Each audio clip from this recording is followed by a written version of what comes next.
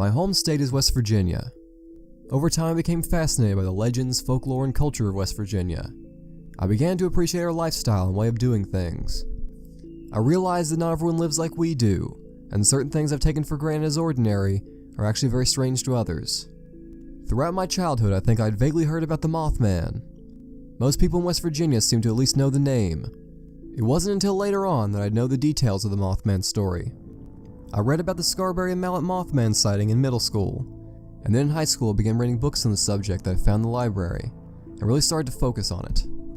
At that time, I read the following books: Mothman, the Facts Behind the Legend by Jeff Wamsley and Donnie Sargent Jr., Mothman Behind the Red Eyes by Jeff Wamsley, The Mothman Prophecies by John Keel, Mothman and Other Curious Encounters by Lauren Coleman, and Monsters of West Virginia by Rosemary Ellen Golly. This was the birth of my Mothman obsession, and through it I began to be more interested in other West Virginia folklore, and more fascinated by the state in general. Growing up, I'd sometimes wonder why West Virginia was never really featured in movies, media, or national news. No one outside of our state ever seemed to know that we existed. I found Mothman to be a great thing to represent West Virginia. I've always been an outcast and a fan of monsters. My favorite movies are classic horror and science fiction movies. I found the Mothman and other folklore to be just as interesting, if not more. I later got more books from the school library on these subjects, such as The Braxton County Monster, Strange West Virginia Monsters by Michael Newton, Monsters and Ghosts of West Virginia by Aaron Turner and Isaac McKinning, American Monsters by Linda Godfrey, Fact or Fiction Mysterious Monsters, Real Monsters, Gruesome Critters, and Beasts from the Dark Side, and Monster Hunters. I enjoyed these stories of strange sightings and focused mainly on the ones that were local. I think that local legends are very important. I know that West Virginia is an often left out and unknown state. The Mothman legend is something that West Virginia is known for. As the legend goes, for 13 months from November 1966 to December 1967, many people in West Virginia and the surrounding areas reported to see a 6 to 7 foot tall man-like bird creature with 10-foot wings and red eyes. It all began one fateful night on November 15th, 1966, when two young married couples were driving in a black 1957 Chevy to a remote hangout spot known as the TNT area, which is a place that was used in World War II to manufacture and store ammunitions. The couples were Linda and Roger Scarberry as well as Steve and Mary Mallet. When they arrived at the old abandoned North Power Plant, they were said to have seen two large circular fiery red eyes that reflected the light from the car's headlights. That's when they were said to have noticed that the glowing red eyes belonged to a strange creature they described as a man with wings folded behind its back. This gray figure was said to be 6 to 7 feet tall and have muscular human legs. They said the head was not a prominent feature. Witnesses and investigators speculate that perhaps it didn't have a head or had its head arched down. The bird creature spread its wings and took off straight into the air as the teens drove away on Route 62 as fast as they could. It began gliding back and forth over their car. They said that as they got to a straight stretch they were going over 100 miles per hour, but the monster was still able to keep up with them. Only when they arrived at the town's limits did the creature veer off into a nearby field.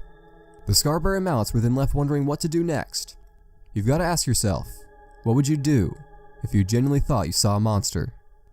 Roger Scarberry said that if he was alone that night he wouldn't have reported it. Thankfully there were 4 of them, and Linda suggested they go to the police. Steve and Roger kept saying the police would just laugh at them, but eventually they all decided to tell Deputy Miller Halstead what had happened. Halstead accompanied them back to the TNT area. He's reported to have strange interference on his radio, but he found no clear sign of the creature itself. That night, the Mallets stayed at the Scarberry's place, turned on all the lights, and stayed awake from fear. It's interesting to learn people's reaction to these things.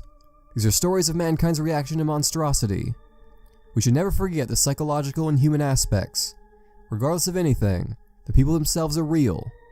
We're not so much studying strange beings, but instead the human perception and response. It's always filtered through the mind. At the end of the day, we're always reading reports from human beings. I found that the study of the paranormal is in many ways a study of people. The following day, a press conference was held by Sheriff George Johnson to discuss the sightings. Several newspaper articles were written on the subject. It was even printed internationally and went over the Associated Press wire system. The Pacific Stars and Stripes newspaper also sent the story over to the American troops in Vietnam. The story traveled rather quickly for the time, and especially through the small town. By the next night, people were filling the TNT area as they looked for the monster. A lot of them had guns. Headlines read, "Winged red-eyed thing chases Point Pleasant couple across countryside," and "Monster no joke for those who saw it." The bird-like creature was simply referred to as the bird by the people of Point Pleasant. But the newspapers eventually dubbed him Mothman based on the comic book character Batman, which had a popular TV show at the time starring Adam West. As counterintuitive as it may sound, the Mothman is not a moth or in any way moth-like. It's just a name, and it's a good name as long as it conjures up the image in your mind of a bird-like man with wings and red eyes. That's all a word like that is really meant to do, to call upon an idea or concept. The Mothman reports continued after the Scarborough Mallet sighting. New York author John Keel arrived at the scene on December 7, 1966, and made repeated visits to the area as the events unfolded. He documented the Mothman case with local newspaper reporter Mary Heyer. Heyer wrote for the Athens Messenger. She wrote a column called Where the Waters Mingle, and did articles about Mothman sightings. She talked to witnesses and kept John Keel up to date on events through correspondence. John Keel later wrote a chapter about the Mothman in his book, Strange Creatures from Time and Space, in the year 1970. He then famously wrote the Mothman Prophecies in 1975. I would recommend the Mothman Prophecies as essential reading. John Keel said that at least 100 people had claimed to have seen the creature. Although it wasn't just Mothman reports, there were also reports of UFOs, poltergeist activity in the homes of the witnesses, and encounters with mysterious men in black. It seems that Mothman is the crossroads of all paranormal. All these things are reported in the same small town of Point Pleasant. It was a 13-month period of high strangeness. The town of Point Pleasant is located along the Kanawha and Ohio rivers. Spanning the Ohio River was an I-bar chain suspension bridge known as the Silver Bridge. On December 15, 1967, the Silver Bridge collapsed and 46 people died. The cause of the collapse was a fracture in the bridge's 13th steel pin I-bar joint. It was considered the worst bridge disaster in U.S. history at the time. In the wake of the tragedy, the Mothman legend went silent. Reporter Mary Heyer died on February 15, 1970, and John Keel dedicated his book, The Mothman Prophecies, to Mary Heyer and the people of West Virginia. Eventually a movie loosely based on the Mothman Prophecies came out in 2002. That same year, the Mothman Festival began. A Mothman statue was added to the town of Point Pleasant by R.S. Bob Roach in 2003, and the Mothman Museum was opened by local Jeff Walmsley in 2005.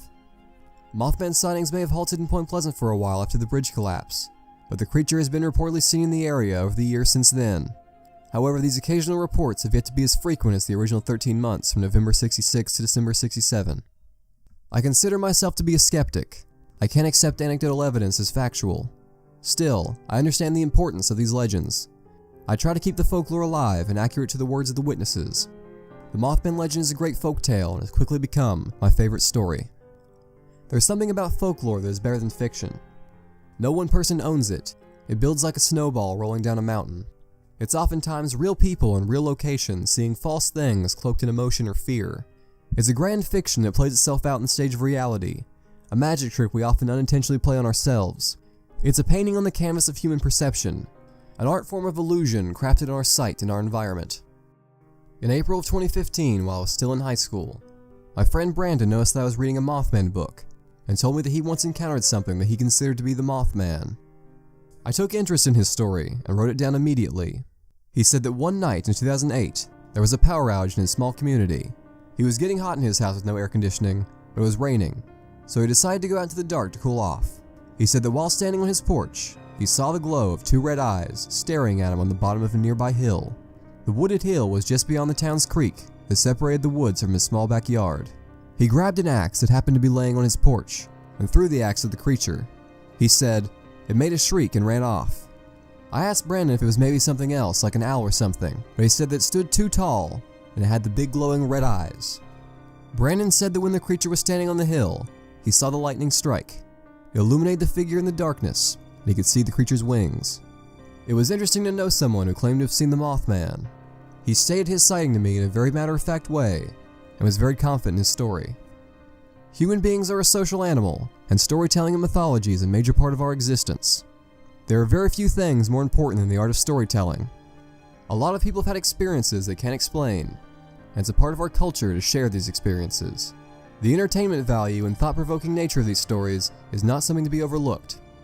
It's difficult to find someone who's gone their whole life without hearing a ghost story, monster legend, or UFO sighting. I think it tells us something about ourselves and what it means to be human. It's a part of the human condition. The monsters of misconception are among us, and they're here to prey on our flawed understanding of the world around us.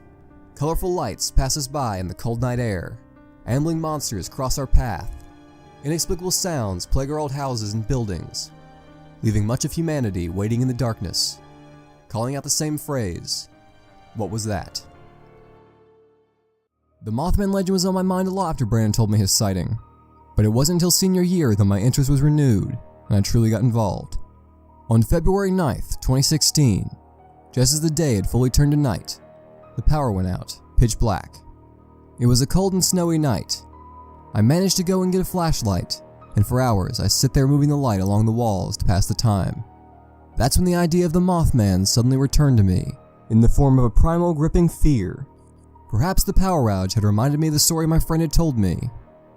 After hearing noises from outside and throughout the house which really just amounted to nothing, I felt anxiety and wanted nothing more than for the lights to come back on. When the lights eventually did come back on, I couldn't stop thinking about Mothman and couldn't shake the weird feeling. There was no school that day or the next. It was cancelled due to the snow. I began looking up stuff about Mothman on the internet. I found stuff on Wikipedia and articles on a website called Wikia. I remember feeling weird all night. Maybe it was due to sleep deprivation. I'm known to stay awake for days at a time and hadn't slept the night before. Later that night, when it was finally time to go to sleep, I had various nightmares about the Mothman as I drifted in and out of consciousness. The fear would wake me, but I was so tired that I kept falling back to sleep. I'd see wings, red eyes, shadows, and silhouettes as I lay trying to go to sleep. I'd constantly be in a weird state between awake and asleep. My dreams are usually pretty weird to begin with. Adding the concept of a flying creature didn't exactly help, and I couldn't think of anything else. Finally, the thing that ended my strange dreams was a revelation that I had at the end of my dream as I woke up. I had the idea to create the Mothman Wiki, an entire Wikia page dedicated to the Mothman legend. In the morning I thought it over. I was unsure if I should create the Mothman Wiki, if I really wanted to associate myself with the thing plaguing my dreams at night, and spend more time obsessing on it. The answer, of course, is yes. I created the Mothman Wiki on Wednesday, February 10th, 2016, and tried to learn everything that I possibly could about the legend. I was concerned at first that people would think I actually believed in the Mothman, so I tried to make it clear that I view it as interesting folklore, not as fact, while still remaining impartial in writing articles. I used the wiki as my own personal reference point, and hopefully other people who stumble across it will do the same. I attempt to preserve the legend of the Mothman, and hopefully educate others about my favorite obsession. I started a YouTube channel and began making Mothman videos. Before long, I had an entire Mothman and West Virginia themed channel. I chose Mothman Historian as my title. I think it well describes who I am and what I do. I study the history of the Mothman story and its overall effect on our culture. Understanding Mothman folklore also means researching other things related to it. These things don't exist in a vacuum, there is a larger context. As my fascination with this material grew, I fell into the study of modern mythology. Our regional legends and customs have definitely captured my imagination. I sought out to know more about Mothman and West Virginia in general, to obtain knowledge of my surroundings and gain wisdom through experience. Since then, I've gone on many trips all across the state to key locations I find interesting or noteworthy. I've jokingly called it my cross-county tour. Most people do a cross-country tour, but since I'm so focused specifically on West Virginia, I generally only cross counties. The Mothman Museum was the first logical stop on my journeys across West Virginia. It's a valuable resource for anyone fascinated by the Mothman folklore. My first trip there took place on April 3rd, 2016. I got my sister and her boyfriend to drive me there. We traveled to the epicenter of everything Mothman, the town of Point Pleasant. We entered the museum. It was great to look around and see everything there for the first time. I stood completely surrounded by Mothman-related items in a place solely dedicated to the legend. A large portion of the museum was display frames preserving Mothman-related press clippings from the 1960s.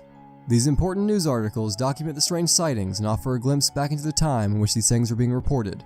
They give proper historical context to the legend, and insight into the forming of the folklore. They remind us of Mothman's roots as a social and cultural phenomenon. Along with the newspapers were handwritten reports from the original witnesses detailing what they experienced.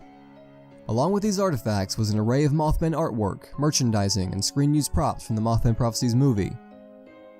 Seeing all this stuff in one place was somewhat of an information overload. I knew it would take many trips to the museum to really take it all in. The museum was segmented into a variety of exhibits with long posters to convey information. This included a section about reporter Mary Hyre. An old wooden desk stood in place to convey to the museum's visitors what it would be like to be a small-town reporter in the late 1960s. Mary Hyre was determined to figure out what was going on. She not only wrote about the odd happenings in Point Pleasant, but is said to have experienced some of them firsthand. Hyre claimed to have seen weird lights in the sky on several occasions. and had dreams of Christmas presents floating in the water before the bridge collapsed in December of '67. Mary even claimed to have been visited by the Men in Black. Stories of the Men in Black were a part of the strange occurrences going on in the town in '66 and '67, with several sightings reported of strange men in dark suits attempting to silence people. The museum featured dark-suited mannequins lurking in the corners to represent the myth. At 10:30 a.m. on November 27, 1966, Mary Hyer's 18-year-old niece, Connie Carpenter, is said to have encountered the Mothman while driving home. She was outside of New Haven, West Virginia when she saw what she described as a 7-foot-tall man-shaped thing with large circular glowing red eyes. She said a pair of 10-foot wings unfolded from its back, and it took off straight up into the air, then headed towards Connie's car. All she could focus on were the creature's red eyes. She managed to get away, driving home as quickly as possible. Connie later reportedly heard loud beeps outside of her bedroom window on several occasions. On February 22, 1967, as she was walking to school, a man in a black 1949 Buick drove up and tried to pull her into the car. She escaped, and the next day someone slipped a threatening note under her door. Reporter Mary Hyer said the strange men in dark clothing had visited her office. She said they asked her questions about UFO reports and were very frightening. Other people in the area also reported to see these dark-suited strangers. The Men in Black reportedly told witnesses not to talk about their UFO or monster encounters. They are said to wear black suits and drive around in black vehicles. John Keel and other investigators have said the MIB impersonated people. They seem to be the personification of censorship and deception, the exact opposite of the honesty and openness that many people strive for. Because of their unordinary physical characteristics and behaviors, many consider the MIB inhuman. One thing that I noticed when reading about the Grim Reaper and comparable mythologies is that the Grim Reaper, or the personification of death, is sometimes depicted and described as being in burial wrappings. I was thinking, what's the modern equivalent of burial cloth? What do we dress the deceased in modern times? And the answer, if it's male, is typically a black suit. So perhaps this is an evolved form of the same kind of myth. The Men in Black were already introduced into UFO lore to a certain extent in 1953, but they weren't really well known or popularized until the 1970s when John Keel wrote about them in his books. However, folklore stories of this kind have been around throughout human history. Myths of mysterious strangers in dark clothing are nothing new. The Men in Black seem to be the UFO and monster investigators' version of that story, or their interaction with that myth. Another noteworthy exhibit within the Mothman Museum is the one dedicated to author John Keel. Keel had a great writing style. His unique viewpoints and humor make him stand out. I found him to be somewhat relatable and recognized him as a fellow outcast. Through cross-referencing his work and focusing on his perspectives, you can understand his worldview and where he's coming from. He was an adventurous writer and UFO investigator who expanded his studies to cover not just UFOs, but also monsters and other anomalous reports. He connects it all as a singular phenomenon. I think John Keel is one of the best authors in the fields of the paranormal. I've been greatly inspired by his work. The subject he started with was UFOs, and reports of this kind definitely play their role in the Mothman legend as well. Throughout West Virginia and the Ohio Valley, people were repeatedly seeing lights in the sky like clockwork. These lights, also known as unidentified flying objects, were reported to the newspaper so frequently that a local press office had to set up a dedicated UFO desk to deal with these reports. Mary Hyer often wrote about them. She and John Keel claimed to have seen them several times. Keel said he lost count of how many times he'd seen them. Keel thought of UFOs as basically large environmental light anomalies. Most reports of UFOs do seem to be simply stories of lights in the sky. John Keel considered them to be made of energy and beyond our current understanding. He also noted how they seemed to mess with electricity. Keel found the most reports of UFOs occurred on Wednesday, making Wednesday the strangest day of the week. One night John Keel and Mary Hyer were on a hilltop and witnessed several of these lights. Keel pointed his flashlight in the air and blinked it 3 times. They said one of the lights in the sky blinked back the same pattern. On one occasion he flashed descend in Morse code and the object appeared to move downward. UFO watching became a pastime for many in West Virginia and the Ohio Valley. Other notable occurrences were the cattle mutilations and strange telephone interference, both of which John Keel investigated into. Keel was a fan of Charles Fort, who collected strange reports back in the early 1900s. Keel expanded the work of Charles Fort. Instead of just collecting data from old newspapers and scientific journals, Keel investigated firsthand. Instead of sitting in a library, he conducted his own field research by interviewing witnesses and going to these locations. Many of his perspectives are derived from the ideas of Charles Fort, but he takes it further. Instead of just collecting all these unexplained reports as separate cases, he also connects them as one narrative and gives them a single source. I think a lesson you can learn from the Mothman story and from the work of John Keel is to expand your horizons by studying the paranormal in its entirety. meaning monsters, spirits, and UFOs. All of these things are present in the Mothman story and the folklore traditions of mankind. These legends share commonality and universal trends. If we view these stories not only as a case-by-case basis, but also a big picture, then perhaps one day we will be able to understand why so many people report to have these experiences and what they mean for humanity and the human condition. We spent a few hours in the museum before eventually exiting back into the gift shop. I asked if they had any signed copies of Jeff Walmsley's books because I'd seen them offered on the online store. The people at the counter said they didn't have any more signed copies, but that Jeff was actually going to be there soon. So we took the opportunity to walk around Point Pleasant for a while sightseeing.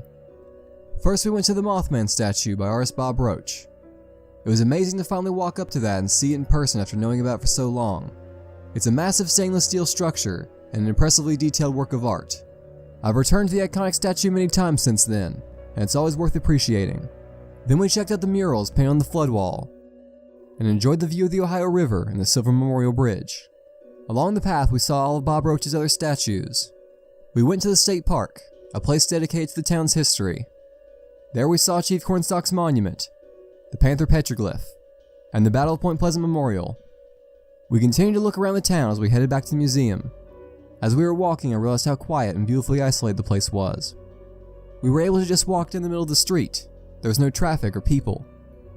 It was a nice and peaceful atmosphere as we continued our Sunday stroll through the Mothman town.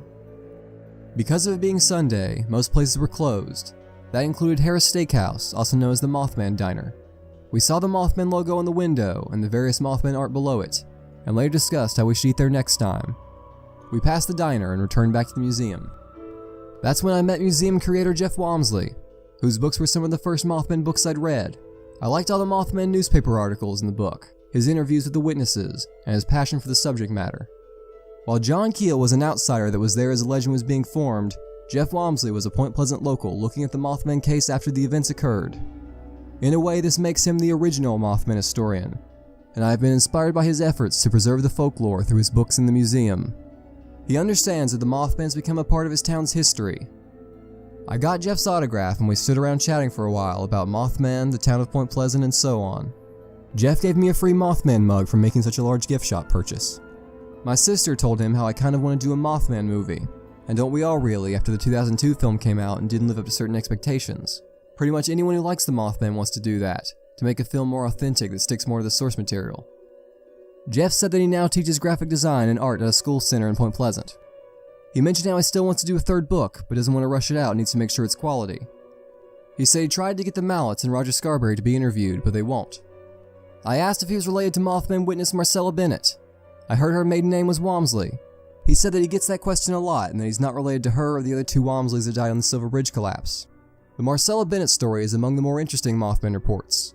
She is said to have encountered the Mothman on Wednesday, November 16, 1966, only a day after the Scarberry Mallet sighting. Marcella Bennett, her brother Raymond Walmsley, and his wife Kathy Walmsley were bringing Marcella's 2-year-old daughter Tina to visit their relatives, the Thomases, who lived in the TNT area.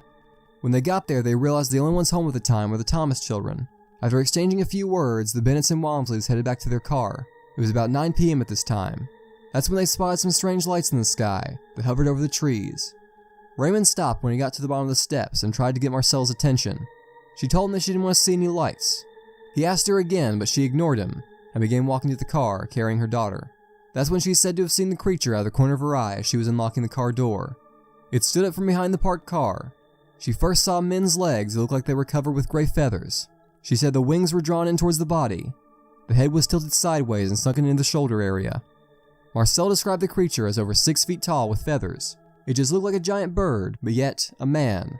Raymond and his wife Kathy were both very frightened. He kept yelling for Marcella to run, but she was paralyzed by fear.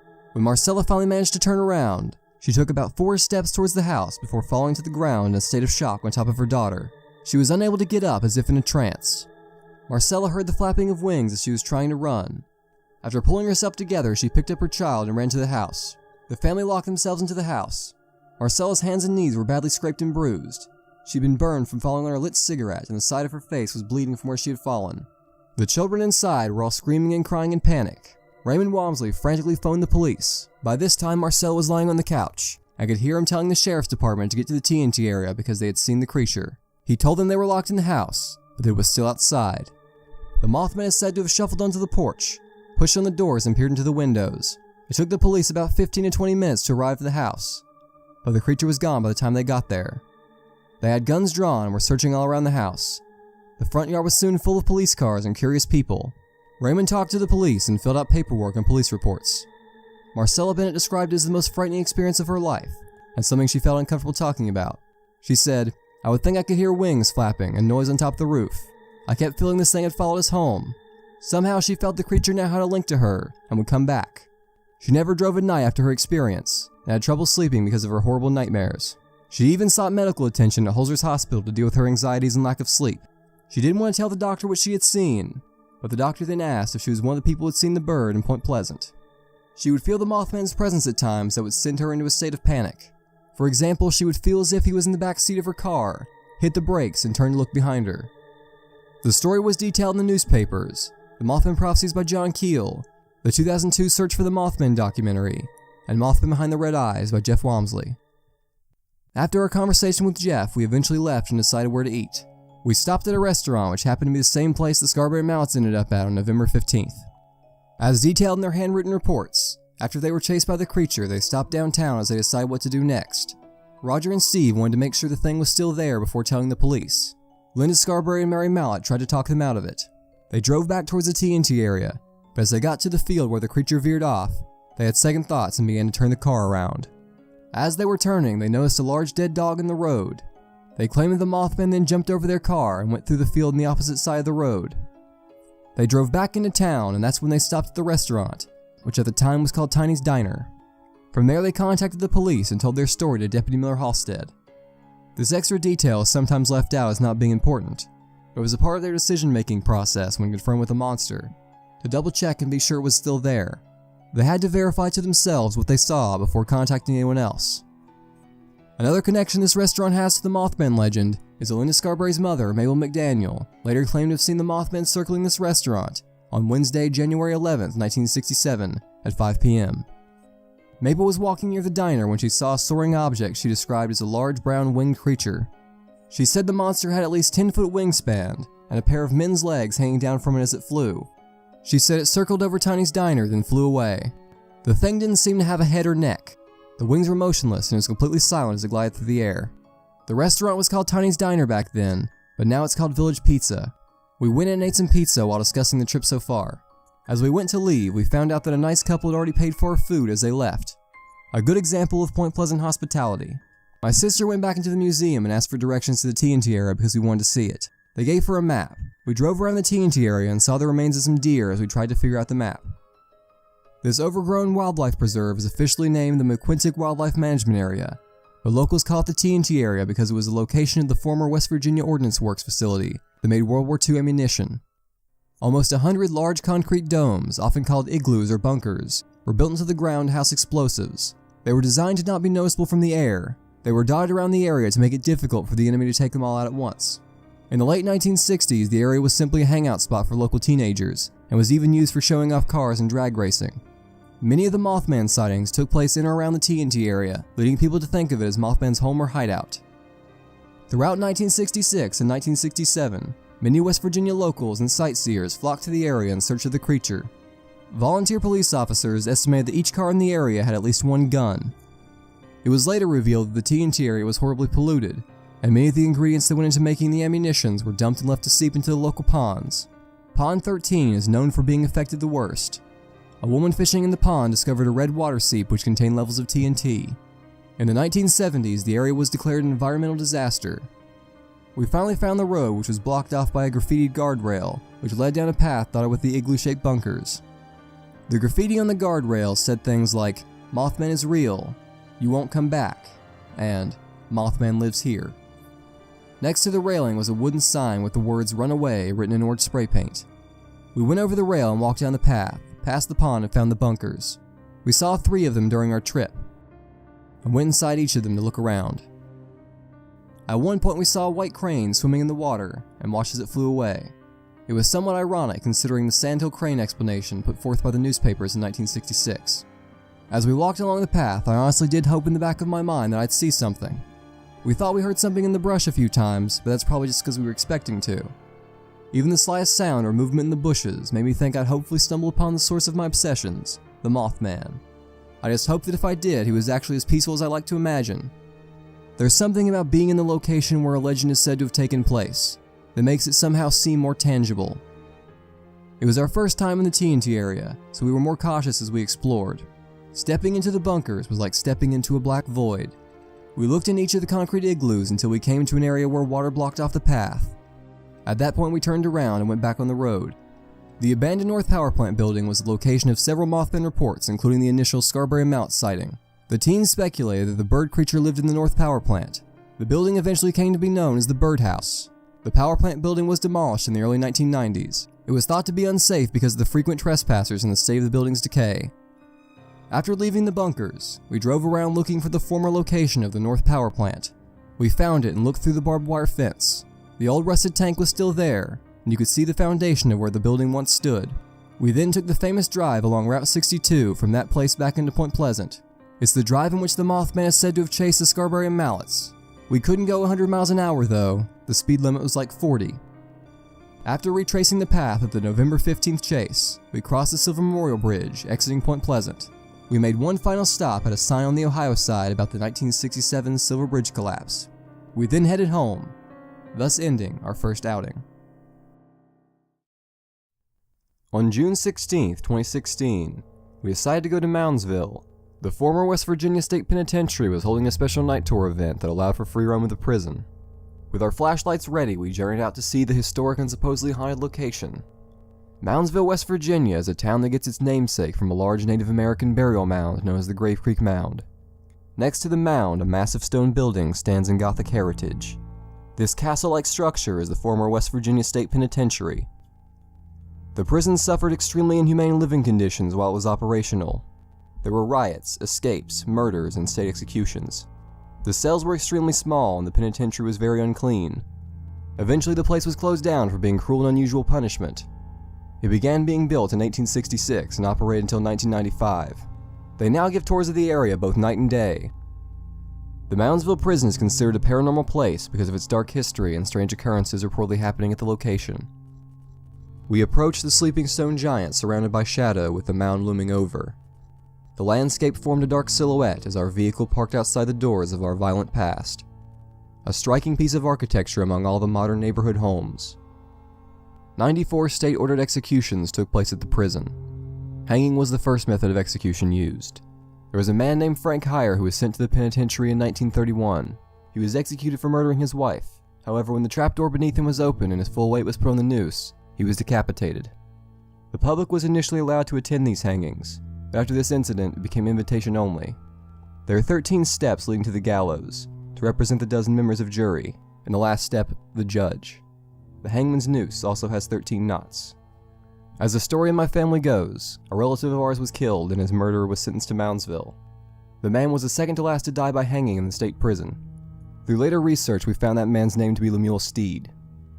The very last man to be executed by hanging was Bud Peterson from Logan County.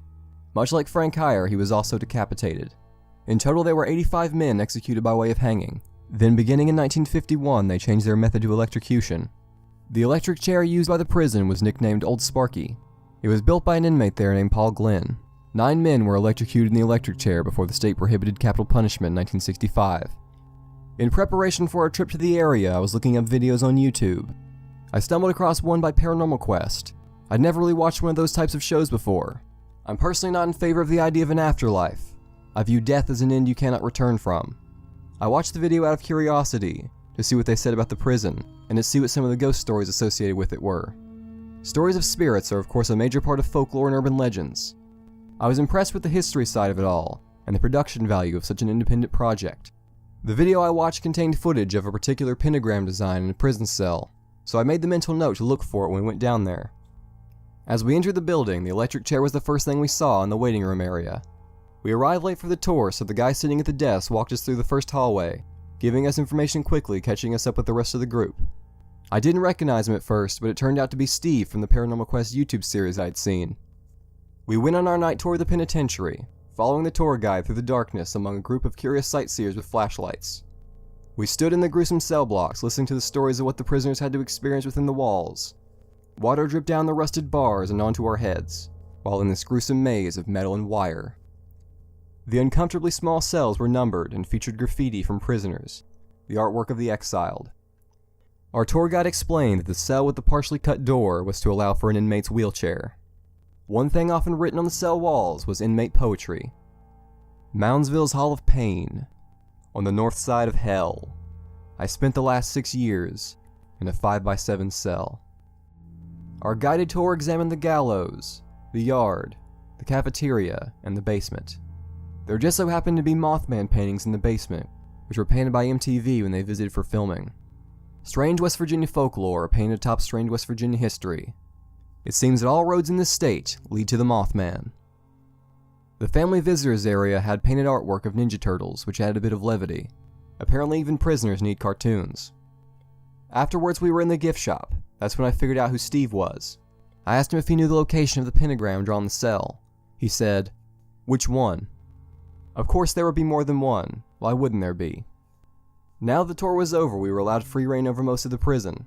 We went back through and found the drawing as well as revisiting certain areas. After that we went back to the entry area. My sister and I talked to Steve about our family's connection to the place. The topic of Mothman was also brought up at some point, I think because of the Mothman shirt I was wearing. We told him about our trip to the TNT area and so on and so forth. I continued to watch Paranormal Quest after that. Checking out their channel, I saw a large portion of their videos were about West Virginia locations. It was nice to see that people were documenting these local places that are said to be haunted. The Penitentiary was a unique West Virginia location to visit. I think that maybe I expected to be more frightened of the penitentiary than I was. I didn't get any weird feelings as we went up to the place or during the tour. I acknowledged it was visually creepy, but I enjoyed that fact. Being in a grim environment like that at nighttime was somehow soothing and comforting. It's a rare occasion when you can be in that atmosphere. Perhaps it's an indication that I chose a good hobby, one in which I can travel to these kinds of locations. We eventually left and went home, bringing our second trip to a close. On September 2nd, 2016, my mother, my father, and I visited Flatwoods, West Virginia, the place in which a group of people are said to have seen the now legendary Flatwoods monster on September 12, 1952. As the story goes, two brothers by the name of Edward May and Fred May were with their friend Tommy Heyer when they witnessed a bright object cross the sky. The object appeared to come to rest on land belonging to local farmer G. Bailey Fisher. Upon witnessing the object, the boys went to the home of the May brothers and told their mother Kathleen May. From there, Miss May was accompanied by the three boys along with West Virginia National Guardsman Eugene Lemon and local children including Neil Nunley and Ronnie Schaefer. This search party of sorts traveled to the Fisher farm in an effort to locate whatever it was the boys had seen. By view of flashlight, they are said to have seen something strange with a circular pointing cowl in the shape of an ace of spades. The group fled in panic. It just so happened to be close to the 64th anniversary of those events when we were able to take our trip. We journeyed to the town of Flatwoods, stopping as soon as we got to the old wooden sign reading, "Welcome to Flatwoods, home of the Green Monster." We got out and looked at it and then kept driving. We were in search of a specific gift shop item, a Flatwoods Monster themed lantern cover. We also wanted to see the Flatwoods Monster chairs they had as roadside stops. My family and I continued our drive until we reached the nearby Sunoco gas station. The Braxton County Junior Chamber of Commerce originally produced the ceramic lantern cover in 1973 as a fundraiser. It is the oldest and longest produced novelty keepsake made to commemorate the events of September 12, 1952. John Gibson, a local resident of Braxton County, had these unique items handmade in Marietta, Ohio. Each piece was hand-molded, fired, and painted. These lanterns became locally available at the Days Inn gift shop and Sunoco convenience stores. As we were purchasing the lantern, my father asked the person working at the counter if they knew where the Flatwoods Monster chairs were. She and the other guy working there gave us directions. The guy excitedly told of there also being a new painted billboard nearby. The novelty kind with the holes cut out for you to put your face into. We kept that in mind as something to do while we were there. As we exited the gift shop, I heard the two workers still talking to each other, continuing the conversation about the legend. That kind of thing makes me glad that I continue to convince my family to travel large distances to obscure places where strange things are said to have taken place. All it takes is someone mentioning the story to spark interest and keep the folklore alive. All it took for me was to see Mothman books on a library shelf to pique my curiosity in West Virginia folklore, and that's what led me to the Flatwoods Monster and this trip. We began our search for one of the chairs. The Braxton County Monster Chairs was a project started in 2014 by the Braxton County Convention and Visitors Bureau as a way to celebrate and bring attention to the history of the Braxton County Monster.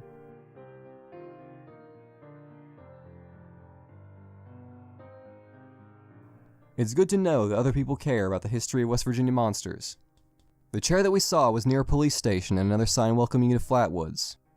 Beside the chair and between the police station was a billboard of information on the legend of the Flatwoods monster. It included pictures of the witnesses, their sketches of what they saw, and basically all the information you need to know. Across the road we could see the painted novelty billboard. It was in front of a small restaurant called The Spot. The restaurant even had printed out newspapers and Flatwoods monster art. The billboard was probably made to bring attention to that restaurant, and if that was the goal, then mission accomplished. The billboard celebrates the town's monster lore with great sci-fi artwork.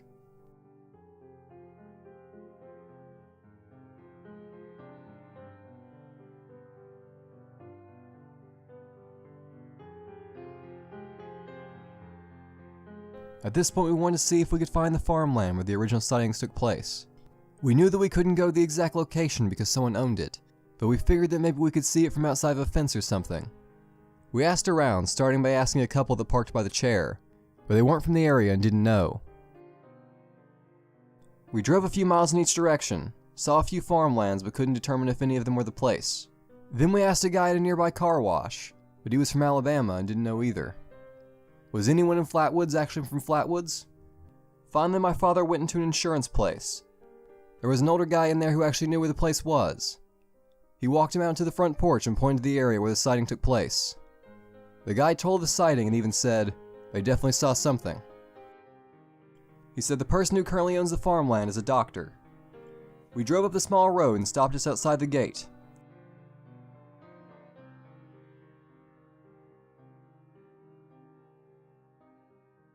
We of course didn't go in. All we could do was gaze on past the gate and think of that fateful night decades ago when the Mays saw something that changed the identity of the town forever and gave them their image, their mascot, the Braxton County Flatwoods Green Monster. Folklore is a powerful thing. It can make things that are seemingly unimportant extremely relevant. Who would ever care about a specific moment on a random night in an obscure West Virginia community back in the 1950s? Well, I would, and so would many others who were entertained by the campfire story of the Flatwoods monster. If you entertain an idea, the idea may entertain you. Someone seeing something strange, interesting, or unordinary, it immortalizes the moment and everything around it, leading to regular people like Kathleen May, her sons and their friends still being remembered and talked about today after 60 years of time. Ordinary people seeing unordinary things can make a simple piece of West Virginia farmland an amazing sort of historical landmark for weirdness. It's a shame that the farmland can't be open to the public in some way, maybe just on special occasions. At the time of my visit, I thought to myself, if only the community of Flatwoods had a festival, a museum, and a statue like the Mothman does in Point Pleasant. Little did I know the Flatwoods Monster Museum would later open. I'm glad someone put in the effort to make that. To my knowledge, there is still no festival or statue, but there are occasionally local events featuring imagery from the folklore, and the museum has plenty of things related to the legend, including artwork. I still think the Flatwoods Monster deserves a beautiful and accurate statue somewhere near it, and maybe a festival with guided tours of the sighting location. I for one would support that and hope that something like that happens one day. But I guess not every monster needs a festival, just to be celebrated and appreciated in some way. My trip to Flatwoods was great. I got to see the iconic sign, buy the Flatwoods Monster lantern cover, sit in one of the chairs, and see the newly added painted billboard that I didn't even know about. The town was somehow obscurely famous and famously obscure. Even though their legend wasn't as prominent as the Mothman was in Point Pleasant at the time of my trip, they did have a few good things for tourists, and they've definitely embraced their folklore. The 2016 Mothman Festival was the first Mothman Festival I was able to attend. It was the 50th anniversary of the Mothman legend, and the 15th anniversary of the festival itself. On Friday, September 16th, my sister, her boyfriend, and I once again went towards Point Pleasant, West Virginia. At this point, they had somewhat become my travel group. The interesting thing about our little 3-person team is we were all born on the 13th. I was born on Wednesday, August 13th. My sister was born on July 13th, and our boyfriend was born on August 13th as well. The closest available hotel we could get for the festival was in Ohio, roughly 30 minutes away from Point Pleasant. The rest of the hotels were all booked as the crowd of festival goers descended on the area. For this trip I was prepared with a stack of newly printed business cards that had a link to the Mothman Wiki. On the morning of Saturday, September 17th, we awoke around 7 a.m. and journeyed down to the festival. We parked in the parking lot and had the option of either walking to the festival or waiting in line for a tram which consisted of metal shells of seats pulled by a tractor. Opting for the lazier route, we stood in line for the crowded parking lot until the tram picked us up. We arrived on Main Street in downtown Point Pleasant. The festival had begun. It was amazing to see so many people compared to my previous trip to the area. The festival had flooded the streets of the small town with consumers and investigators. I'd never seen so many people wearing Mothman shirts. At one point I saw a guy with a Mothman tattoo on his arm. It was the ultimate gathering of Mothman fans. To see all these people with John Keel quotes on their backs and clothing detailing the legend of the Mothman was surreal. It verified that the demand was there, and that others actually knew and cared about the things I'd researched and read about on pages of books and websites. The world wants weirdness, and West Virginia has it. There was a person wearing the Mothman costume, which is usually in the museum. The crowd gathered around to get pictures. There were several people dressed as the Men in Black walking around mechanically and periodically stopping to turn their heads and look around at people. They were even staring into the windows of the Mothman Diner and Museum. I assume that they were just fans or worked for the festival in the same way that the person in the Mothman costume does. But it'd also be the perfect cover for the MIB if they were actually real. There was a group of charity workers dressed as Ghostbusters with equipment and themed cars with the Ghostbusters logo over the West Virginia state border. We looked around for a bit at the sights to see, and the vendors selling books, art, and clothing. After we did that for a bit, we went to the State Theater at 11 a.m. to listen to guest speaker Chad Lambert, creator of the Mothman comic Return to Point Pleasant. He talked casually about the comic he created, and about being in the eyes of the Mothman documentary. He showed some of the art, told some life stories, and talked about the awards he got and the others he'd been nominated for. He mentioned that he made the Mothman comic in 2008, but he's still talking about it and it just won't go away. He asked the audience some questions about certain books he'd been looking into, and then ended the talk early with 20 minutes to spare. We took this time to look at more vendors and buy more things, such as Mothman t-shirts, a homemade Flatwoods Monster cup that says "Keep Appalachia Scary," and some Mothman and Flatwoods Monster coasters. We saw some creature replicas, but they didn't have a Mothman figure yet. That would happen later on. We got a Mothman issue of Fate magazine from Rosemary Langali, who is also a guest speaker that we would see later on. Then there was a guy selling colored minifigures of monsters. I bought a gray Mothman and a green Flatwoods monster. He said they were hand sculpted and they also had robot figures that were done with a 3D printer. We went to Chad Lambert's table and bought the Return to Point Pleasant comic, the Lost Grooves variant cover, and the art book, all of which were signed. I saw Lauren Coleman, author of Mothman and Other Curious Encounters, and founder of the International Cryptozoology Museum in Portland, Maine. I had talked with him on Twitter before and even donated an item to his museum. The item was a bulletin board of West Virginia that I used to map out strange sighting locations. Red pins for Mothman sightings, green pins for Flatwoods monster sightings, and black pins for Men in Black encounters. This came about because I posted photos of the board on Twitter, and Lauren Coleman surprisingly replied to them, and after some discussion I agreed to make a copy of the board and send it out to Maine. I went up to introduce myself with my group at the festival. I bought his book Cryptozoology A through Z, and as he was signing it I told him that I was Mothman Historian on Twitter, and that I joined the bulletin board. Lauren actually remembered and knew what I was talking about. He said the board was still hanging in his museum. He gave me a free t-shirt and signed the book, "Thanks for your support." I shook his hand and gave him my business card. Hopefully he didn't mistake my awkwardness for rudeness. Not only had I read his Mothman book, but his chapter on the Flatwoods monster might have been what introduced me to that subject. Coleman seems knowledgeable about the Mothman legend, and has committed himself to documenting cases of monsters. We then went to see the presentation by Rosemary Langali. She spoke on the topic of who is Mothman, and laid out 25 wildly different explanations for the creature. It was fascinating to see all these various ideas that people had for what the Mothman could be. It was very thorough and entertaining. She was well spoken and seemed to be more of a professional speaker than most. Near the end, she even talked about John Keel's favorite ideas on the subject of where these things come from. I was amazed that she listed that as the number one explanation. I intended to raise my hand during the question part to ask about it. I had no clue it would be mentioned. As I said before, John Keel connects all the paranormal to a single source. He wrote about an extra-dimensional spectrum of light and energy he called the superspectrum, a mysterious state that surrounds us all. An electromagnetic realm beyond our current understanding where your worst nightmares come from. Keel concluded that all paranormal manifestations, including monsters, spirits, and UFOs, originate from the superspectrum, the unknown state. Keel wrote that since its beginnings, humanity has encountered an unexplained force which seeks to control and manipulate us. An undetected and inaccessible world of energy which is around us at all times and often gives us messages and materializes the strangest of things for us to encounter. He pointed out that every culture on Earth seems vaguely aware of it, and have crafted many frames of references based on it. Most cultures on the planet seem to have this idea that the human race is plagued by unknown forces. John Keel posited that perhaps interactions with the superspectrum are the basis of much of our world's mythology. Folklore stories have the reoccurring theme of these things that mysteriously appear out of nowhere, then later simply disappear.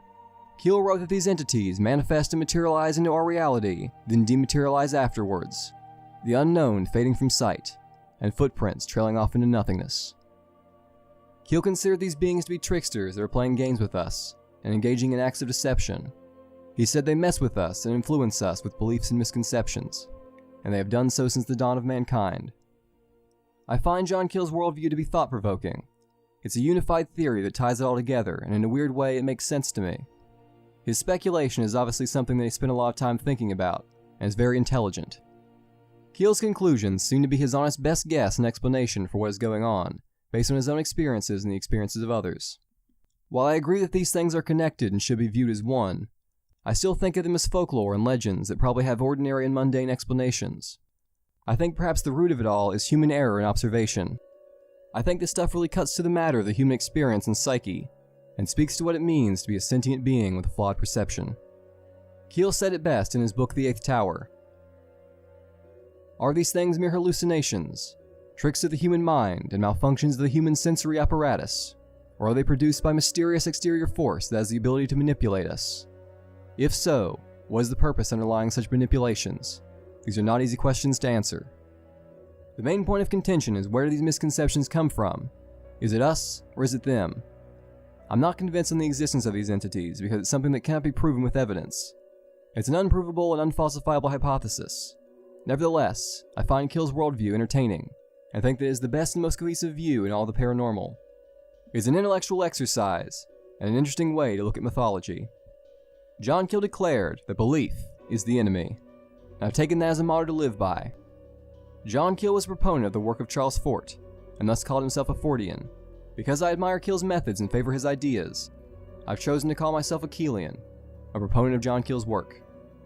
I think that if the phenomenon is real, then John Keel is right. I remain unconvinced of the paranormal as anything more than an illusion-based character study of our society and its people. We returned to the festival vendors. I approached an artist named Andy Finkel that I've been talking to online. I found out about him through Lauren Coleman, who featured his art in his museum, and used his art for various things, including his profile image. I introduced myself as Mothman Historian. Once again, surprisingly, he knew what I was talking about. I told him about how I liked that his Mothman art is accurate to the folklore. A lot of Mothman artists draw Mothman with arms, or as if he's actually a moth. Andy Finkel's art is closer to what the witnesses described. He told me that his art was more of a cartoonish style, but he still liked to get the details right. It was a strange moment because we were basically having the same exact conversation we had on Twitter, but in real life, face to face. I bought 3 different Mothman paintings from him and gave him my business card. We need more artists who care about the subject matter as he does. I'll try to make sure that most of the Mothman art I buy reflects the iconic headless, armless shape that the sightings imply. Next I went to another vendor named Terrence E. Harvey, who was selling West Virginia folklore coloring books, posters, and postcards. I bought the 2 different coloring books, which actually had really great art in them, and a poster that laid out the important investigators such as John Keel and Mary Heyer. The artist signed the coloring book saying, "Watch out for the Mothman," and "Keep watching the skies." That line is a reference to the classic sci-fi film, The Thing from Another World. We stopped by the Silver Bridge Memorial. Then we went to the Harris Steakhouse, which is owned by Caroline Harris, who helped found and run the festival. The diner was also what inspired the diner in the Mothman Prophecies movie. On the day of the festival, it was extremely busy, but we managed to get a seat after leaving and coming back a few times. I got steak, my sister got pork chops, and her boyfriend got a Mothman burger.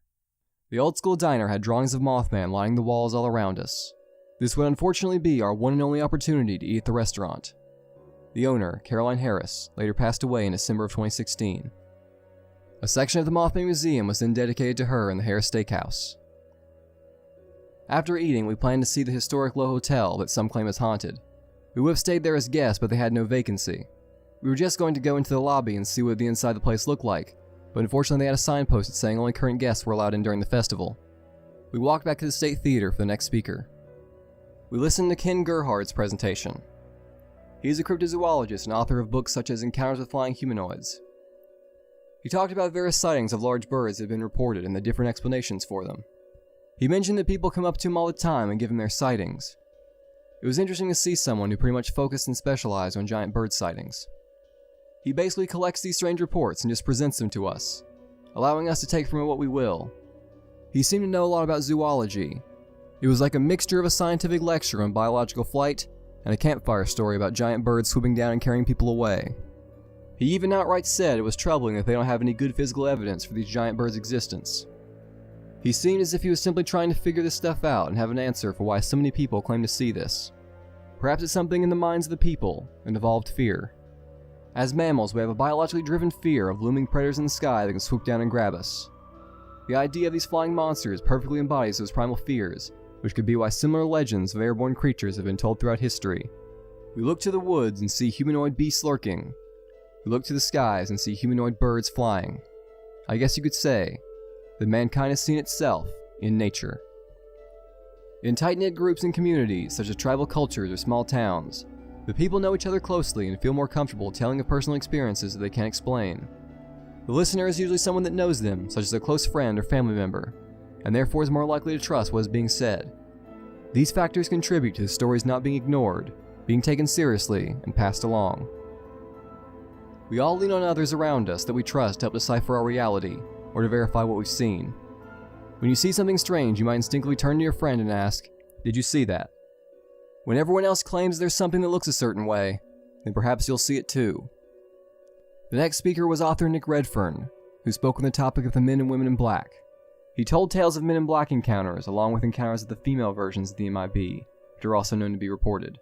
Two specific things he brought up was when the women in black posed as John Keel's secretary, and an MIB encounter related to the Loch Ness Monster legend. He answered questions including, "Have you ever encountered the MIB?" Which of course the answer was no. He was a pretty good public speaker. He held my attention, and I'm sure a lot of things he talked about are also in his books.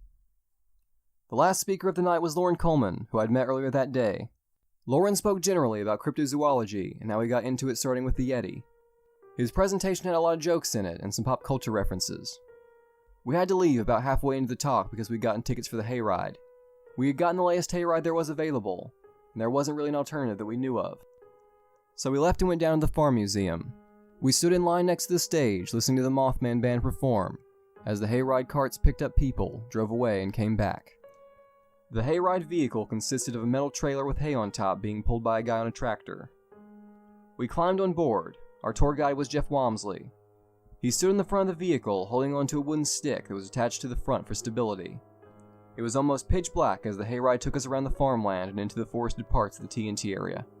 It was like Jeff was the ferryman leading us through the river Styx. Ahead was a small building and wooden street lamp, casting a yellow-orangish glow. A man dressed in all black was leaning against the shack almost out of view. As we approached, he stood to his feet, and suddenly two other men, identically dressed in black, appeared and walked beside him, up to the vehicle. "Excuse me, sir, we're going to have to ask you to pull this vehicle over," said one of the men. It was Jeff's daughter's friends dressed as the men in black. They playfully harassed the people and tried to stop the vehicle. One person on the right had a dog with them, which prompted the guys dressed as the men in black to say, "Look out, she's got a furry creature on board." The hayride simply continued. It trekked on through the woods with the brush on either side. There were red lights serving as eyes lurking in some of the bushes. We passed the aqueducts, which Jeff said the locals call Stonehenge. There were people in white hazmat suits covered by fog playing tug-of-war with an alien prop. There were National Guards vehicles parked in the area with green Christmas lights thrown over them for the tour. There was a person dressed as the Mothman with red glowing eyes, yet the costume resembled that of a scarecrow. As we passed the figure, it leaped out slightly, and a loud screech played from some speakers. Then the hayride drove past another man in black who was standing eerily by the bush with his hands locked together. I would say he was a mannequin if his head didn't move to follow the vehicle as we drove on. Then the best part. Jeff said, "You gotta keep your eyes peeled up through here, there have been a few recent sightings." We saw a life-size Mothman, much like the one that hangs in the Mothman Museum. It was attached to the tree by a cord. As we continued on, it suddenly took off and flew overhead on a zip line, as another loud screeching scream sound effect played. Then two guys in Bigfoot costumes jumped out of the vehicle.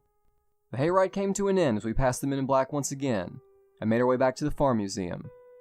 We exited the hayride and went back to the hotel to get some rest and prepare for day 2 of the 2016 Mothman Festival. We awoke the next morning and drove back to the festival. The first thing we had to do was go on the TNT bus tours. We boarded the bus and departed through town towards the TNT area. The tour guides gave overviews of the Mothman legend and shared perspectives. Most of the information was stuff I knew before, such as the famous Scarberry Mallet sighting, the Silver Bridge collapse, and the Sandhill Crane explanation. They did bring up a few things I hadn't heard about at the time, such as the story when the Scarberries are said to have seen Mothman in town. About a month after their initial November 1966 encounter, the Scarberries were living on 13th Street and are said to have seen the Mothman on their roof. Linda Scarberry said the creature was sitting on the roof, with his wings folded around itself and its head tilted down. Linda told this sighting to Donnie Sargent Jr. during an interview. He and Jeff Walmsley featured it in their book. The bus came to a stop as we arrived at the TNT area, which I had been to months ago. The pond had somehow actually gotten greener and more gross looking than before. We went with the group into one of the bunkers. They gave us some history of the area as we looked around, then everyone got back on the bus. They gave more general information as we drove back to Main Street. I enjoyed the bus tour, even though I think our previous trip to the TNT area was actually more thorough, because we went to multiple bunkers and spent more time there. The bus tour was still fun in its own way, as more of a tourism thing. After we returned from the bus tour, we walked around trying various festival foods, such as cheesecake on a stick dipped in chocolate, deep-fried mushrooms, deep-fried mac and cheese bites, noodles from a wok, and freshly made lemonade. We returned to the theater. The guest speakers were John and Tim Frick. They're paranormal investigators. They were in the Eyes of the Mothman documentary. They made the flying Mothman that hangs in the Mothman Museum as well as the hayride, and they've also dressed as the Men in Black during festivals. They spoke separately on unordinary experiences they've had while investigating. They showed photos from their travels and when they met John Keel. They also showed photos of John Keel's life and childhood. The talk involved some very interesting topics, and you could tell the brothers were inspired greatly by Keel's work. After the presentation was over, we used the time in between speakers to go back to the art vendors.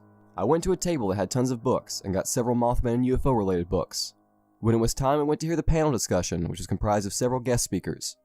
Throughout the talk, they once again brought up ideas of dimensional travel. It seemed as if that was the theme of this panel discussion. I was surprised they spent so much time talking about it.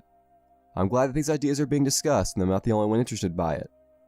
In the 1950s and 60s, when space travel was the big thing, researchers considered a lot of this stuff to be extraterrestrial. But since we've gone to space and know more about the low probability of beings from other planets actually ever encountering us, we've moved on to different topics and hypothetical explanations. Dimensional travel seems to be the new big thing, and we'll have to learn more about that to know if the explanation is actually viable. Until then, we can only speculate and wonder. I enjoyed all the guest speakers I listened to during the festival. They had different perspectives and ways of looking at things I really appreciated. After the panel discussion was over, we exited the theater. We found and took pictures with a Mothman costume and a guy dressed as the Men in Black. Then we journeyed down the street away from the festival. We had one last thing to see before we went home, and it was the River Museum, which had information and artifacts from Silver Bridge. The museum had a lot more to offer than we thought. It was 2 stories tall with several large rooms filled with old boating gear and photos. They even had an aquarium, a 13-minute video to watch about the Silver Bridge collapse, and 2 boat driving simulators. There were tons of interesting things to look at. We really didn't expect there to be so much. We thought it'd be a simple thing, but the River Museum was over twice the size of the Mothman Museum. They also had a model of the Silver Bridge with miniature cars placed atop it. We couldn't stay long because it was almost their closing time. They had Mothman stuff at the front desk with their River Museum merchandise, including signed copies of the Eyes of the Mothman documentary. I bought one of those, and as we were preparing to leave, we had a good conversation with the lady who worked there. We talked about our experience at the festival, getting a hotel, and how impressed we were with the museum. We walked back to the car and drove home. It was difficult to believe the festival was actually over. On the way home, we casually listened to the CD of Woodrow Derenberger's interview that we got from guest speaker Susan Shepard. I sat in the back seat, looked at some of the books I'd purchased, and reflected on the trip. The Mothman Festival 2016 was great. To see all those people actually appreciating the folklore, to see how seriously they took it, the importance and the meaning the guest speakers in the crowd had placed upon the Mothman, was something worth experiencing. On October 18th, 2016, my sister, her boyfriend, and I went to the Trans-Allegheny Lunatic Asylum located in Weston, West Virginia. It operated from 1864 to 1994 when it was forcibly closed. The historic location is another place in West Virginia that is said to be haunted. My great-great-aunt worked at the asylum when it was open. The large foreboding building was comprised of hand-cut sandstone. The elegant architecture hid a dark purpose. The structure stood as a glimpse into the beauty and the horror of the past. We went around the open museum section of the asylum on the first floor, as we waited for the first guided tour to start. There were antiques and furniture in the rooms. Some rooms exhibited the lifestyles of people living in another century, while other rooms were used to demonstrate how the asylum operated and what it was like. The asylum once conducted terrible and horrific medical practices, such as bloodletting and lobotomy. One technique they used to deal with patients they felt to be misbehaving was to put them in a bathtub filled with ice to calm them down. They called this hydrotherapy. These ice baths are supposedly where the phrase "chill out" comes from. Collected artifacts were strewn around the museum area, including medical instruments, wheelchairs, old grave markers, and coffins. The first tour we took was the overall history tour. The tour guide led the group outside. After looking at the uniquely designed asylum building and passing a section built during the Civil War, we explored a brick medical center.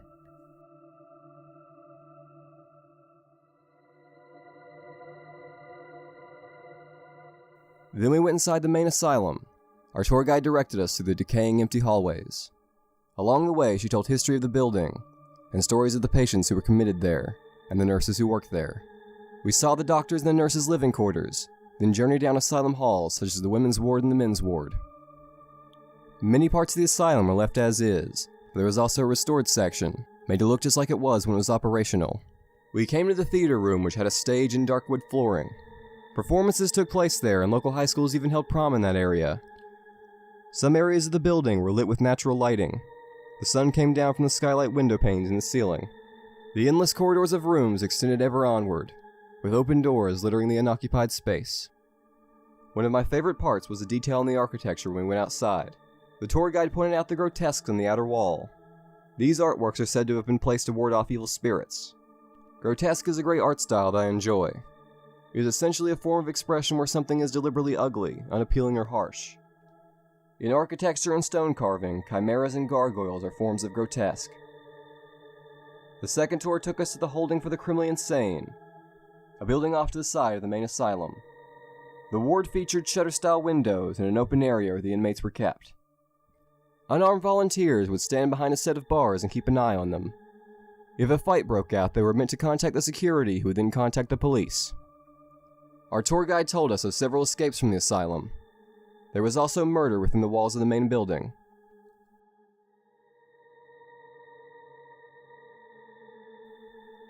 The last tour we did was the paranormal tour, which had a different tour guide. We once again walked through the abandoned hallways of the asylum. This time we went to the place where they did lobotomies, and a room with painted murals that was used for art therapy. The museum section of the building also featured patient artwork. The tour guide talked about odd experiences reported at the location which people considered to be paranormal. My sister said that she felt as if her leg was being shocked at one point, which she found to be strange, and is sort of creepy considering they practice electroshock therapy at the asylum.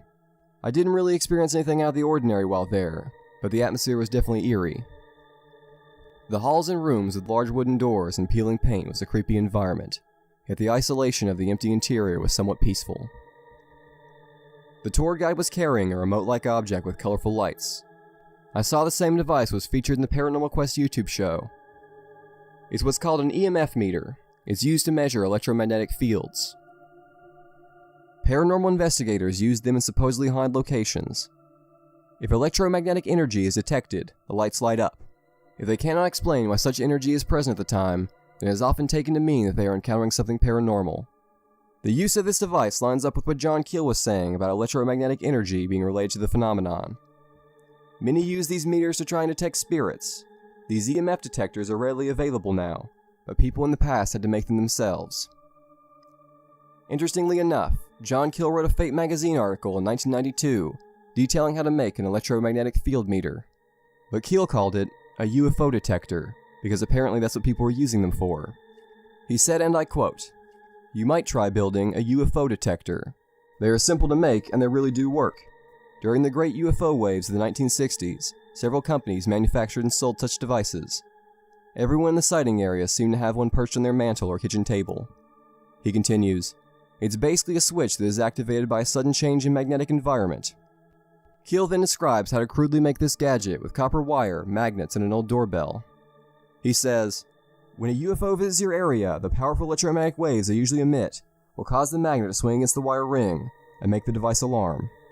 He even ends it off by saying, if your house is already haunted by mundane spirits, be prepared for non-UFO alarms. It would seem that the EMF meters that are used by modern investigators also happen to be John Keel approved and have been used by UFO fans. It's interesting that investigators with vastly different viewpoints can come to the same conclusion about electromagnetic energy being related to the paranormal. We finished our tour, had some conversations with the tour guide, and then exited the asylum. We took the chance to walk around the property and get a good last look at the building before hitting the road. We drove up into the distance, bringing the trip to an end. Halloween passed by. My chosen costume was the Mothman. I wore all black clothing, a black mask, light-up red goggles, and a pair of feathery wings.